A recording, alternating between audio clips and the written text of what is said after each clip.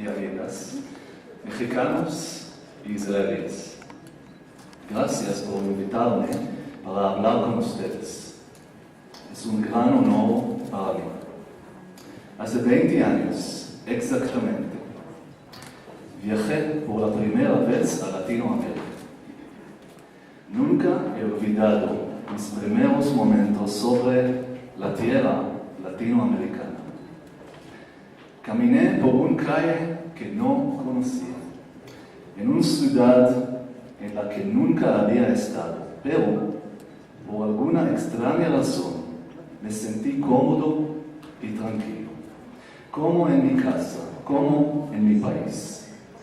Sentí que ya había estado aquí en el pasado, que había soñado con este lugar y pensé que tal vez debía checar mis raíces para ver si tenía algo de latino escondido. Hasta ahora no me las arreglo para encontrar esas raíces escondidas en mi familia. Sigo buscando. En todo caso, durante estos 20 años que han pasado, América Latina se ha convertido en mi segunda casa.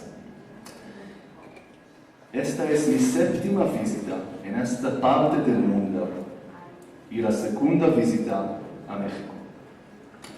Amo la música aquí, la música de la calle y la música de la fiesta.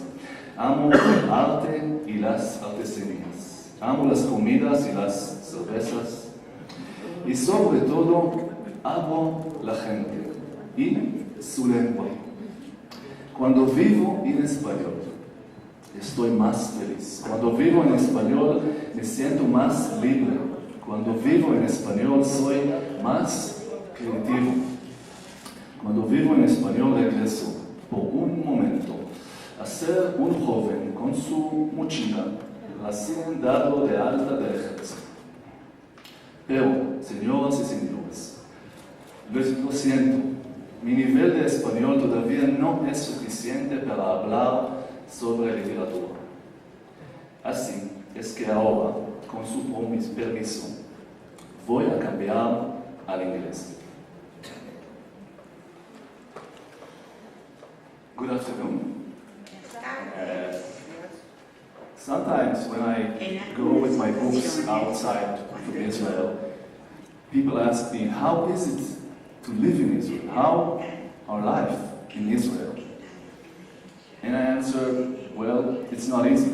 In a world in which young professionals can choose where to live, Israel is not the easy choice or the safest choice. And sometimes, like in the last few weeks we had in Israel, Israel can be hell. But one thing for sure, I think Israel is a paradise for storytellers, un paraíso. And I'm going to explain to you why. And also I want to take you inside my books and to tell you about the process, the writing process. How I start from a very personal note and then the book develops to another place. I take into consideration that most of you haven't read my books yet, todavía. So I will take you inside the books and tell you a little bit about the plot and the characters. And I want to begin with a key word for storytelling. Why is Israel such a paradise for storytellers? One reason is conflict. When I talk to my students, my creative writing students, I tell them the basic element of a good story is conflict. If you don't have a conflict in your story, there is no story. Now, Israel is a country where conflicts are in the street. All you have to do is just raise your head. As an example, I want to give my first novel, which is Homesick, this one.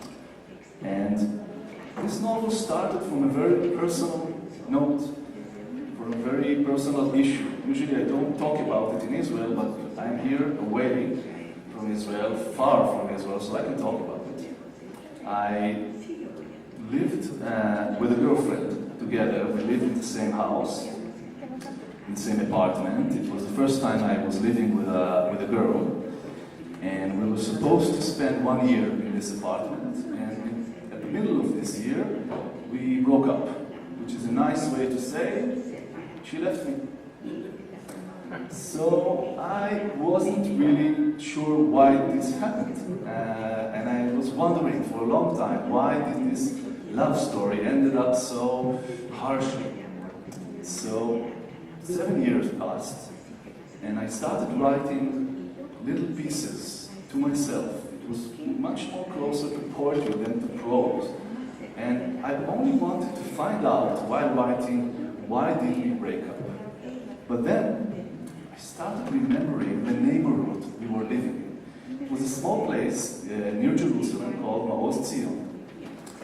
And I started remembering the neighbors we had, the different stories around us. And instead of writing this small story about my girlfriend and myself, I ended up writing a novel full of Israeli conflicts.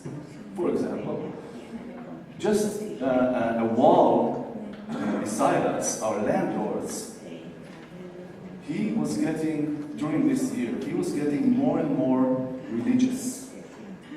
He wanted his children to become an Orthodox Jews. And the wife, she really resented it. And we could hear it because we had just a wall between us and there was a hole in the wall because the heater was common to both families. So we could hear the fights they were having, the quarrels.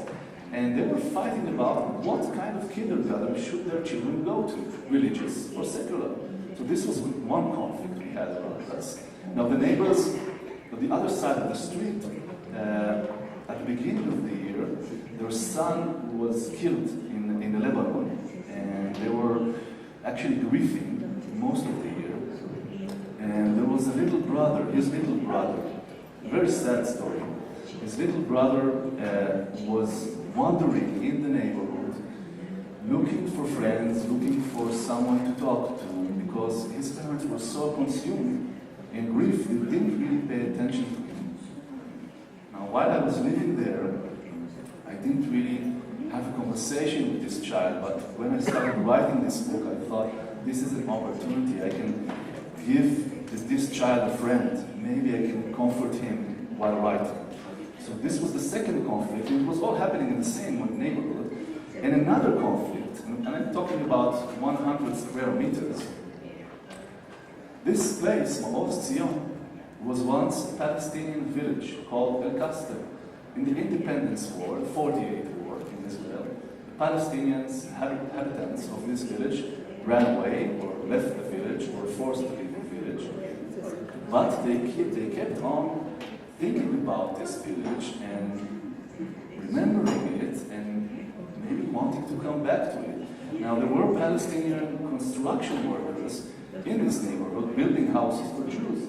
So I thought to myself, what if one of these construction workers will see a house in front of him and suddenly he would realize that this is the house of his childhood, the house that he was raised in. And this was another conflict between Palestinians and Jews living in this, or having this memory of a home in this same neighborhood. I want to read a short piece from the book. The Palestinian construction worker, after he suspects that the house in front of him is the house of his childhood, he goes to his mother and he gives a description the house, and he asks her, is this really the house that I was raised in? And she says, yes, and not only that, I left something behind. When we were running away at the 48 war, I left something behind in the walls of this house. So please, por favor, if you can come and go to this house and bring me what I left behind, I will be very thankful. So just imagine the picture. A Palestinian construction worker is knocking on the door of a Jewish family in this neighborhood, and he says, excuse me, can I please dig into your wall and take out what my mother left behind? Now, of course, they are frightened, they are intimidated, Now, what makes the picture more complicated is the father in this house is a bit old. His memory is not so good. And for some reason, when the Palestinian construction worker is knocking on his door and he enters the house, he suspects that this is his lost son. He lost his son while immigrating to Israel from Kurdistan. So when this Palestinian enters the house, he thinks that this is his son. Now I will read a piece from Homesick. And while I'm trying to stop the Arab, to push him out, and Gina goes to the kitchen and comes back with a frying pan to hit him on the head with, and we're both yelling terrorists, so the whole neighborhood can hear. Avram, who's been snoring on the sofa all morning, stands up suddenly, looks at him, barks silence at both of us, and walks over to him. He touches his shoulders, his hands, walks over to him. He touches his face, moves his finger over his cheeks, his nose, his forehead. The Arab is so stunned he doesn't move, just stands there with his certificate and his rusty key, not breathing. Then Avram gives him 2 light slaps, the affectionate kind, and moves a little bit away from him, the way you move away to look at a painting. Then he moves back, looks at him with dreamy eyes and says, Nisan, ya ibni, my son, welcome, and hugs him tight. Over Avram's shoulder, the Arab gives us a what's with him look, and Avram squeezes him tighter and keeps on saying, Ya ibni Nisan, and the worker, who's starting to feel uncomfortable, hugs him back with one hand, and with the other points at Avram and says, my name is Tzaddik, not Nisan. I never heard of this Nisan. And what's wrong with this old man? Gina recovers first, curses Yichi under her breath, and explains to the Arab, Nisan was our first child, who died when he was 2, the day we moved into this house. And Avram, he's my husband, he has a demon inside of him this week. He thinks Nisan's alive, and that we all know where Nisan is, but we hide it from him on purpose. But Nisan's dead, Avram, Gina says, putting her hand on his shoulder and trying to pull him gently out of their embrace. Avram, Nisan's dead. Why are you lying? Avram yells and pushes her hand away. Nisan is here. This is Nisan. He moves away a little and points at the worker. Come on, my son. He invites him with a sweeping gesture of his hand. Sit down. We'll get you something to eat, something to drink. We'll make a place for you to sleep. Okay, so this was one piece. Can you follow with the translation? Is it okay? Great. So, one key word was conflict. Another reason that Israel, to my opinion, is a heaven for storytellers is intensivity. Israel is a very, very intense